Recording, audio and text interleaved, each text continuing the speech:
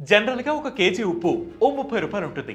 అదే pink salt అయితే ఓ 120 రూపాయలు ఉంటుంది. కానీ బాంబూ సాల్ట్ మాత్రం కేజీ అక్షరాల 34,484 రూపాయలు.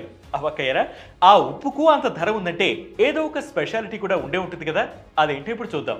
నిజానికి బాంబూ సాల్ట్ ను కొరియన్లు ఎక్కువగా వాడతారు. దీనిని పర్పుల్ సాల్ట్ అంటారు. ఇప్పుడు ఉత్తరాఖండ్ గవర్నమెంట్ దీనిని ఇండియాలోకి తీసుకువచ్చే ప్రయత్నాలు చేస్తోంది. అయితే ఈ ఉప్పు ధర కిలోకు $400 అంటే 34,484 రూపాయలు అన్నమాట. దీనికి ఇంత ధర ఉండడానికి కారణం ఈ ఉప్పును తయారు చేసే ప్రాసెస్. సాధారణంగా సముద్రపు నీటి నుంచి వచ్చిన ఉప్పును వెదురు బొంగుల్లో నింపి దాన్ని రెండు వైపులను బంకమట్టితో పూర్తిగా మూసేస్తారు. ఆ తర్వాత వాటిని మంటల్లో కాలుస్తారు. దీంతో వెదురు నుంచి వచ్చే నూనె, రసాలు ఉప్పుతో కలిసిపోయి అందులోని పోషకాలు ఉప్పులోకి చేరతాయి. ఆ వెదురు బొంగు మొత్తం బొగ్గులా కాలిపోయిన తర్వాత లోపలి ఉప్పు ఒక ముద్దలా తయారవుతుంది.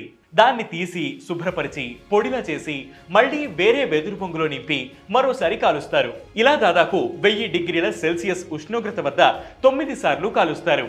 దీంతో ఆ ఉప్పు కలర్ పూర్తిగా మారిపోయి రుచి కూడా గామ్రోజంగ్ ఫ్లేవర్ అనే అదో రకమైన స్వీట్నెస్ వస్తుంది. అలా చివరికి గట్టిగా రాయిలా తయారైన ఆ ఉప్పును పొడి చేసి బాంబూ సాల్ట్ పేరుతో విక్రయిస్తారు. ఈ బాంబూ సాల్ట్ ను తయారు చేయడానికి 50 రోజుల సమయం పడుతుంది. ఇక ఈ ఉప్పు తయారీలో మెషిన్లు ఉండవు, అంతా మనుషులే చేస్తారు. ఫర్నేసులను ఆపరేట్ చేయడానికి ఎక్స్పర్ట్స్ కావాలి. అందుకే ఈ ఉప్పుకు అంత ధర. అసలంత పెట్టి దాన్ని ఎందుకు కొనాలి అనే డౌట్ చాలా మందికి ఉంటుంది.